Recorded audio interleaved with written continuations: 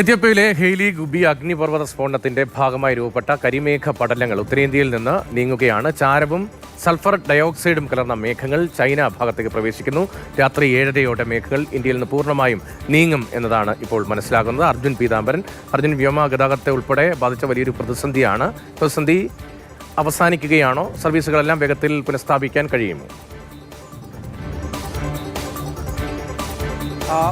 രതീഷ്, ഇതിനോടകം തന്നെ വ്യോമ സർവീസുകൾ അത് പുനഃസ്ഥാപിച്ച് തുടങ്ങിയിട്ടുണ്ട്. കാരണം കഴിഞ്ഞ ദിവസം റദ്ദാക്കിയ അത്രയും സർവീസുകൾ ഇന്നില്ല, റദ്ദാക്കിയിട്ടില്ല എന്നുള്ളതാണ് ഏറ്റവും പ്രധാനം. കഴിഞ്ഞ ദിവസം ഈ പുകപടലങ്ങൾ, അതായത് ഈ കരിമേഘ പടലങ്ങളിലൂടെ സഞ്ചരിച്ച പാതയിലുള്ള ചില വിമാനങ്ങൾ സുരക്ഷാ പരിശോധനയ്ക്ക് മാത്രമായി ഇന്ന് റദ്ദാക്കിയിട്ടുള്ളൊരവസ്ഥയാണ് എയർ ഇന്ത്യയെ സംബന്ധിച്ചിട്ടുള്ളത്. പക്ഷേ ഈ മറ്റ് ഏഷ്യൻ രാജ്യങ്ങൾ, അതായത് UAE, GCC, അതുപോലെ തന്നെ ഹോങ്കോങ് ഉൾപ്പെടെയുള്ള നഗരങ്ങളിലേക്കുള്ള സർവീസുകളും നിലവിൽ വൈകി ഓടുന്നു എന്നുള്ളൊരു പ്രശ്നം കൂടിയുണ്ട്. എന്തായാലും ഇന്ത്യയിലെ ഈ പ്രതിസന്ധി ഇന്ന് രാത്രിയോടെ ഒഴിയുമെന്നുള്ളതാണ് ഏറ്റവും പ്രധാനപ്പെട്ട കാര്യം. IMDയും അതുപോലെ മറ്റ് കാലാവസ്ഥാ നിരീക്ഷകരും എല്ലാം ഇക്കാര്യം വ്യക്തമാക്കുന്നുണ്ട്. ഇതിനോടകം തന്നെ ഈ കരിമേഘ പടലങ്ങൾ, അത് പുക കലർന്നിട്ടുള്ള പടലങ്ങളാണ്, അത് ചൈനയിലേക്ക് പ്രവേശിച്ച് കഴിഞ്ഞു എന്നുള്ള കാര്യമാണ് ഏറ്റവും പ്രധാനം.